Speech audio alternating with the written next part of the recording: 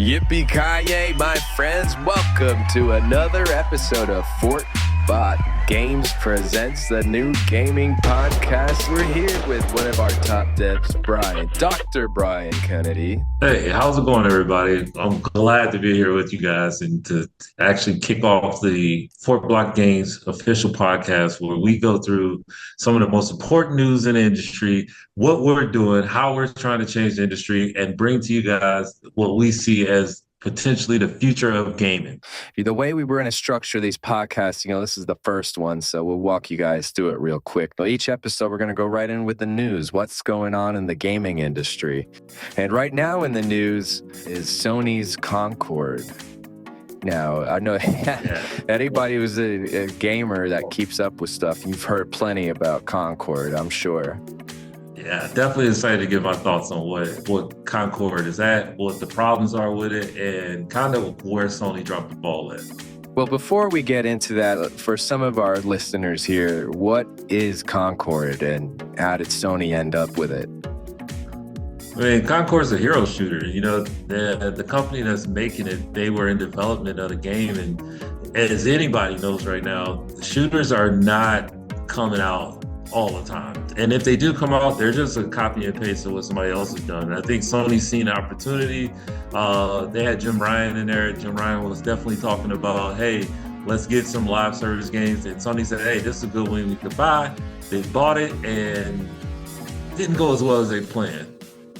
Right, so that's where we are. And that's why it's making headlines right now, is because Sony did a big acquisition of this gaming company. So you can imagine there's no official numbers on how much it costs to make this game, but it being Sony and a big investment, plus they bought out the company, it's a lot of money. Yeah, it's definitely a lot of money. And just so we know, the company that make this game is called Firewalk Studio. They're comprised of a bunch of different guys who worked on first person shooters and different shooters in the market, and they came together. Sony trusted that they would put together something that was great, fun, which I think they did. I think they nailed home great and fun.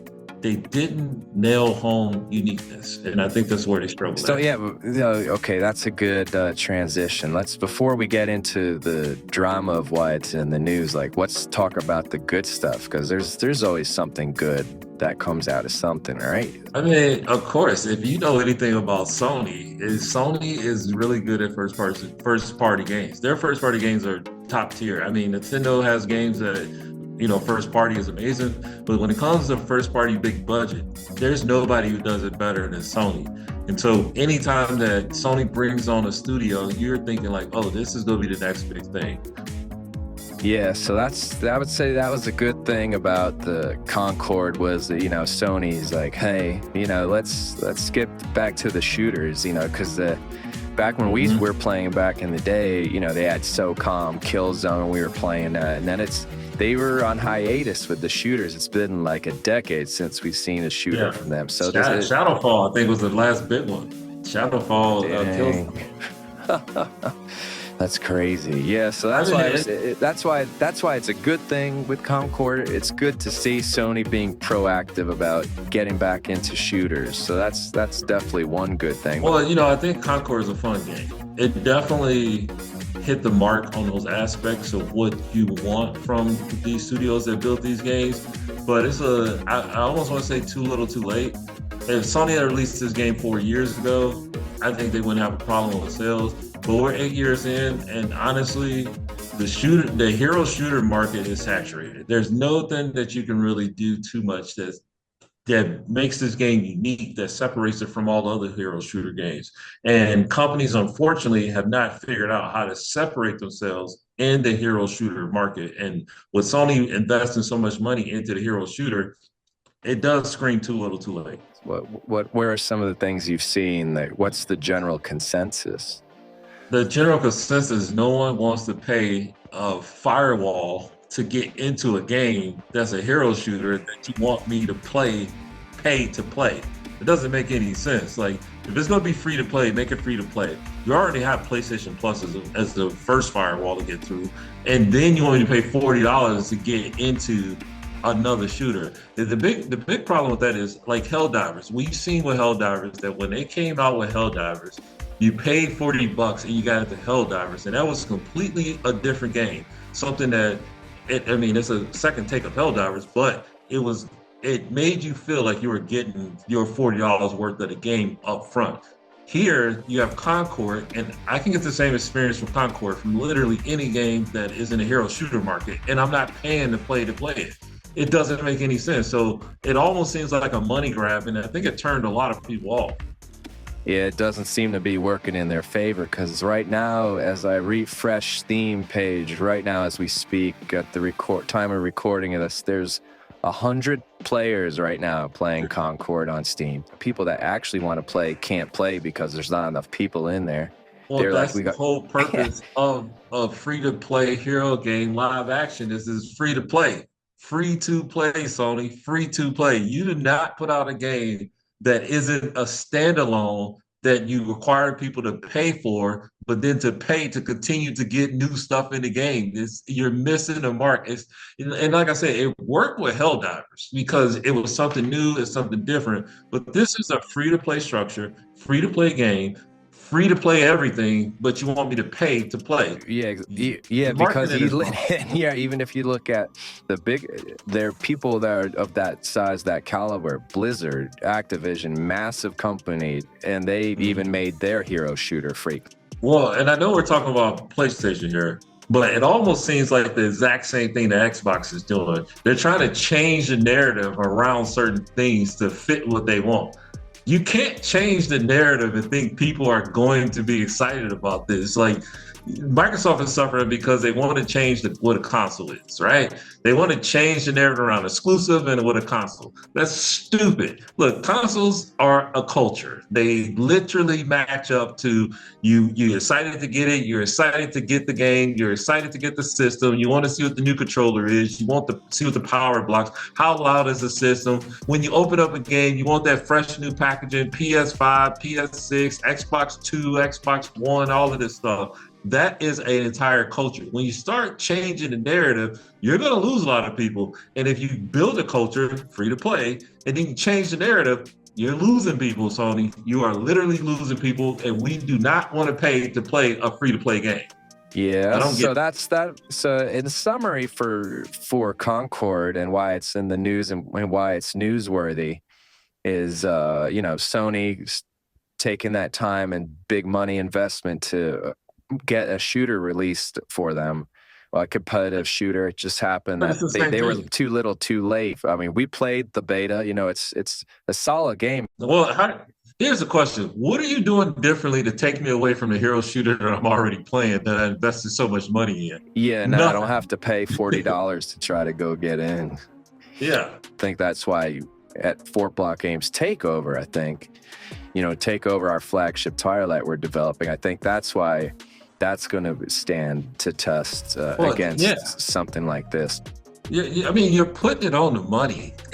Take the risk. Do something different. Do something new. Do something we haven't seen before. It doesn't have to be the greatest thing ever, but it definitely has to be something that nobody's seen before that they're willing to take risk with. And we see this all the time. When it comes to when it comes to Sony's first party studios and it comes to new type of games come out, they always take risks. They always take risk on little indie devs. They take risk on bigger titles. They take risks on these games that are pushing the envelope, changing what people are normally done, continuing to add on to a genre that's already been there, and it sells like hotcakes because people want to try something new. So why haven't you innovated in the first-person shooter market? Or third person, not so much. You get a lot of innovation there because people try new things, but first person, it's like, oh, if we put a gun on the screen, we can run around and people go shoot each other. They'll have fun with it. You'll add a couple elements here, but it's no risk. Take a risk, and then you may see the rewards from that risk. And that's why I think, with the way FBG is going to approach companies like Sony and Microsoft when we're presenting Takeover to them, that's going to be something in our favor that that gives us leverage. Is like us being a smaller studio gives us the chance to take bigger risks that they might have not taken. And now if they want to help acquire Takeover, help its production, they don't have to spend nearly as much money as they did on Concord. at a fraction of that and get something new and innovative that could, get exactly Well, what they originally set out to.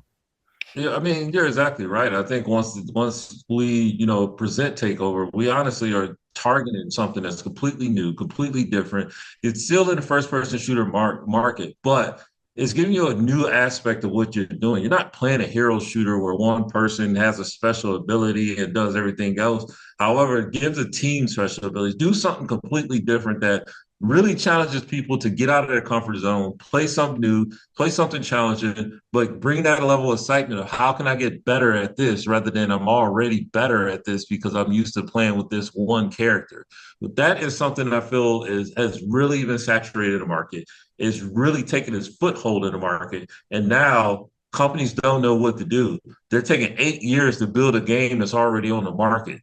How does that even make sense? Why are you wasting money on this? Why are you wasting your time doing something that's already been done? If you're going to spend this Well, money, make sure it's new. well, thankfully, that's not the only thing they've done. So at least they are doing some of the good things, taking the risks and stuff like that. And one of the biggest risks, which is the next piece of big news, is Sony entering the blockchain space and Oh, creating yeah. their own token on Ethereum. Yeah. That I that's need a that's a button that big gets the risk. That's celebration for news here because that's that is a huge thing. yeah, that's I would consider risky and also great news for Takeover because we were already excited about presenting the game to Sony as we just were talking about the uniqueness of it and the cost effectiveness for them is already a green light for them. But the fact that we're incorporating blockchain already, and it's the chain that they're working on, Ethereum, already, and looking at their first public document that they released on, it looks like they're looking for people to work with to help innovate and just learn and kind of spearhead this new thing. So this is exciting for FBG and Takeover, I think.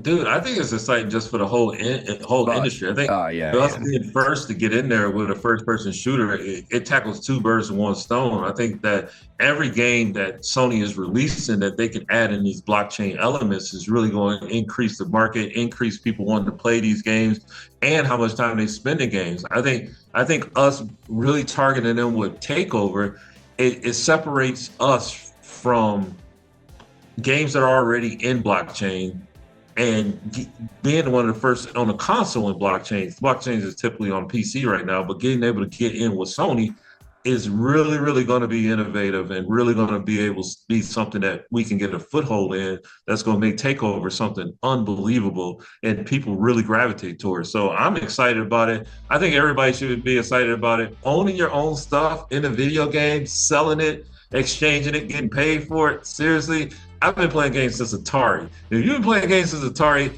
that's been a pipe dream. Is that why am I wasting 150 hours in this game and I'm not getting anything out of it? But now those look, I got ideas. Especially with the whole, especially with the live service style of games where you just have cosmetics and things like that for years and years and years. That could be like, I played this game for 5 years and I got all this cool stuff, but I don't have time to play anymore. But I spent hundreds of hours. I wish I could get some compensation for that. Now gamers they could sell these exclusive items that they grinded and earned as they played through the years. They could sell it to newer players that might have missed that cosmetic or whatever it may be. That's what I think I'm glad Sony took the step to start the blockchain because it's going to help alleviate some of the apprehension that the general public has, especially gamers. When gamers hear NFTs, they're like, oh my God, it's terrible. Blockchain games, that's awful, that's stupid. Well, I think there's a couple of things that Sony really need to nail home with this, when implementing this system and Sony is very, very good at making sure things just work with ease. So I think this is going to be a couple of things that they need to nail home. They need to nail home that one is seamless. You need to be able to go in and understand that you're earning money without actually having to do a ton of extras. You get signed up, you get implemented, and things are ready to roll. Another thing that I think Sony needs to make it is that selling your items and putting them on the store or people being able to shop through your store is seamless as well. It's an option that they can just go to, identify players, identify what's being sold, and just go ahead and buy and make that exchange. I think those are things that they need to nail home. And if they can nail those things home, then it opens the door for not just one genre, but multiple genres of people going in. I think when I look at blockchain now, I think first person shooters obviously are going to get a lot of attention because they're really easy to get people involved into and people understand how that goes. And it's not complicated to pick up a gun and understand you need to shoot at people. So I think that's one thing that they're really going to be able to sell, but the opportunities that they can sell in other types of games really, really open the floodgates to what they can sell and what types of things they can sell. Now, I would tell you, this is kind of where we've thought of building Takeover from the start. Takeover is really going to take advantage of this. And I do believe as we get to a point where we're able to get to an alpha stage and present this to Sony, it's going to be a no-brainer. If you really want to be serious about moving into this market, this is something that you really want to be able to get involved in, get in early, and actually pretty much own so that you know for years to come that you're going to be able to take this game and really kind of increase the marketability, increase the amount of people who are buying and selling things, and keep this game lasting for a long time because you want those games that they like, for example, Rainbow Six. That game has been around for 10 years, like a decade old, and people are still playing it because it has the market viability of being able to adapt and to be able to change as time goes on. And that's where Takeover starts right from the beginning of adapting and being able to take over and take over. Look, I'm so used to saying it now. Being able to stay in a viable market that continues to grow and evolve. And as long as you're in that market and you continue to increase and put things into here that people are interested in, you got great concepts that you can bring in from other genres. It's a no-brainer that you get games like this and you put this into blockchain and let this grow. Yeah, I love it. Yeah, that's how I mean. It's exciting. Like, it's just the stars are aligning perfectly for Takeover and Sony. I think it's just Takeover Sony. It's making too much sense at this point, which leads us to our main theme of the day. We've been talking about it through all these different news segments. It's basically the state of the shooters right now in the gaming market. We have a video on YouTube where we briefly touched upon that. You kind of talked about it for like a couple minutes, but obviously we've been talking about it here for a good few minutes now, and I'm sure you have more to say about the state of shooters and. Well, I mean, I got this. If you've been in the game market, you've been playing shooters, you've paid attention to how things have been going. You paid attention to how things have been set up and the structures that have been followed. And companies have not broken away from the same structure that they've been using. Probably once every 10 years they break away. And a real good example of that is Call of Duty. Call of Duty has done the same thing since Call of Duty Modern Warfare 2. And before that, they did the same thing in Call of Duty Medal of Honor and all of those games for 10 years before that. Once they got the structure for Medal for the latest Call of Duty 2 and beyond, they then got into the Warzone aspect, and they've been sticking with that. It's never any change. And the thing is, like, I get it. Those markets are selling. Your Call of Duty, you want to have one of their biggest type of markets type of games on the market and keep that going. But where's the new, fresh things that come along with that? How long do you plan on milking the same strategy over and over again? I mean, the reason why I would say you even got a Warzone from Call of Duty is just because the same Call of Duty 2 structure that they've been milking for the last 15 years wore out.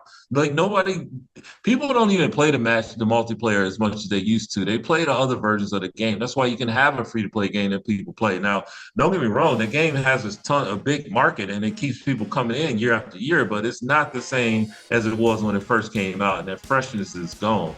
But then you have other types of games that come into the market, but they don't continue to innovate over the years. And I just mentioned this a second ago when it comes to Rainbow Six Siege. Rainbow Six Siege came out and it was like, holy crap, this is new, this is cool. People are playing it. People are still playing a decade later. Where's Rainbow Six Siege 2 at? You do not think of any good ideas that can separate this game from the next one, or how long you want to milk this game?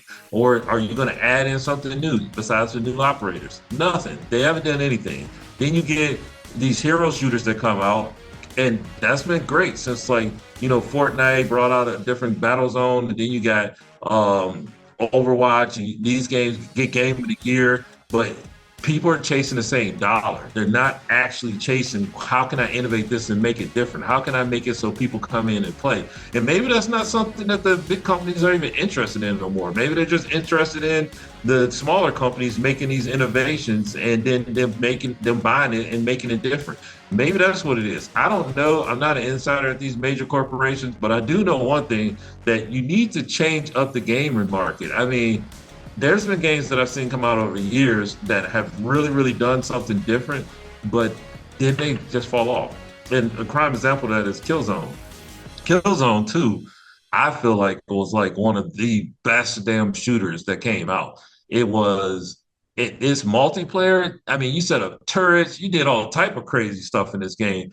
And then they dropped the ball with Killzone 3. It's like they got rid of some of this stuff and went back to simple mechanics for multiplayer. And it's really like, if you were going to make a Killzone and you're going to make the multiplayer and you're going to remake that today, you start with Killzone 2 and you really pump that out, because there is a lot of stuff in that game that was simply phenomenal at the time. And if you put that out today, people are going to love that. They're literally going to go crazy over it. And Sony is like, PS3 days, we don't really think about that no more. And I'm like, oh my God, you're missing the ball on so many great games from PS3. You had the Resistance franchise, which was phenomenal. You had bullet tracing in Resistance. You had all these cool guns that you don't even try to use in games today. You can imagine you playing a game and you get marked by somebody, and then every bullet that comes after you is curving around corners, one or two corners, and can still shoot you unless you do something to block that.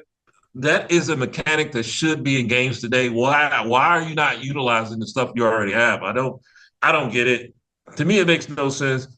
This is why I'm like, they need a whole person dedicated to genres as a VP in each market, who understands that market alone and makes games specifically for that market and approves games specifically for that market. If you do that, you start getting more innovation from the top. You start getting these big companies to look at things differently, and you start getting these big companies to focus in on what their specialty is, not just waiting for a special game to come around and, oh, we should buy this company, we should buy that. But no, this company specializes in this, like Santa Monica and God of War, third-person action. You know, if you get a company that's making games like third-person action, you assign it to this VP. This VP works on that, and they make games specialized in that. Who runs these companies? What are you guys doing? Like, seriously, that seems to be a problem across this multiple industries. But that's one thing about the gaming market. This is the one unique market that controls actually what happens. And you've seen that with Concord. Like, if you don't give us what we want, we will not buy it. And that is something that you never really get from other industries in mass. Like, you know, a car come out, nobody wants electric cars. You still get people to buy them to show off. That doesn't happen in gaming. If nobody wants electric cars, nobody buys that shit. That's why gaming is unique. In gaming, you need to actually understand where the gamers are at to actually make a profit. And Sony's really good at that overall. I think they're really, really good at making these games and targeting what the gamers want. Nintendo is awesome at it. Nintendo knows their first party. They know who they can target. They got that young teenage kid market sewn up. They got the old school heads who want to play classic games sewn up. They know they market. They really target it. They do well.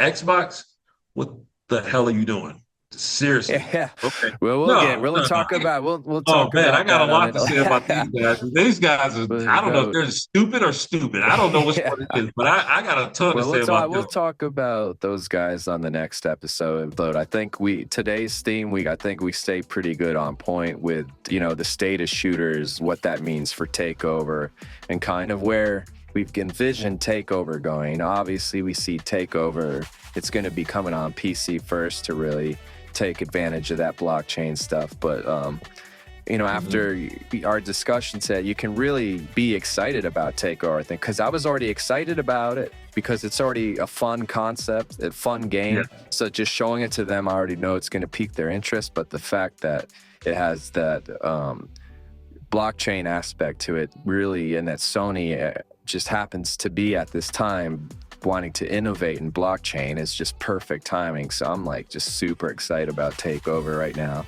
and the state of shooters. Things being stale right now, and I know a lot of you guys are like, why are you guys talking about Sony so much? It's because Sony takes more risks than Microsoft when it comes to a lot of this stuff. I feel Microsoft is really kind of trying to stick to what's tried and true, and that's kind of why you kind of get a lot of mediocre stuff from them trying to buy up everything, because they only want to stick to what they know that works. And the gaming industry isn't supposed to be about that. It's artistic, it's creative. What do people like? How do you challenge people to do something new? And I think that's where they're really sticking it to themselves at. But that's for another podcast. All right, guys, hope you enjoyed the first podcast with FBG. Also, guys, before we wrap things up, funny enough, Brian, tell these guys what just happened recently. So, as we were mentioning at the end of the video, Concord has officially been canceled. We recorded this before Concord was canceled, but we kind of seen it coming. Sony took it offline, refunded accounts. I'm sure they're going to restructure this game and re-release it. You don't just get rid of a full-fledged game. Like I said, the game was fun, but I think Sony really realized that they dropped the ball on what they were trying to do, and it wasn't too unique to keep people involved and engaged. So looking to see what happens with that game going forward. But as of now, no more Concord. Unfortunate, but hey, you got to go with what the players are telling you. And like I said before, this is the one industry where we actually control exactly what happens. Yeah, I mean, Sony took it off of people's libraries. Like, you can't even see it in your library anymore. I don't think it's ever coming back again. I think it's a wrap for Concord. Nah, you don't invest millions and millions of dollars to a fully fledged team that's got the game. They've done it before, put in years and millions into games. They're like, screw it, we're not doing this anymore. Yeah, I mean, honestly, I think that's like, they should have kept Fractions. I think Factions for The Last of Us Factions. Yeah, they should have kept that game. They should have did something with it, released it. They could have even took the team, Firewalk Studios, moved them over to Factions, re-release that game, make up the money. That would have been the move right there. Yeah. I think there's no way they would have had only 500 people playing Last of Us Factions. There would have been way more people on there. Yeah. Again, I think this is where I was saying before that they need somebody that's definitely just a VP of these studios. They goes in, he looks at the game, he says, hey, you know what? This team game, it sucks. We're going to move them over to this team. They're going to take this over, and you guys continue doing what you're doing. That's focusing on these these story-driven first-party games. And that way you get everybody what they want. You make a bunch of money. Everyone's happy. You have a live service game, and you have a dedicated team to work on it. I just don't understand these game companies. Sometimes we'll see what they do. We'll see what they do next. I mean, hopefully we get a nice release, maybe MAG or Killzone or something, so come for a surprise. But anyways, that's for the next episode. Appreciate you guys hanging out for the first episode of Fort Block Games podcast. And Brian, any last words before we head out?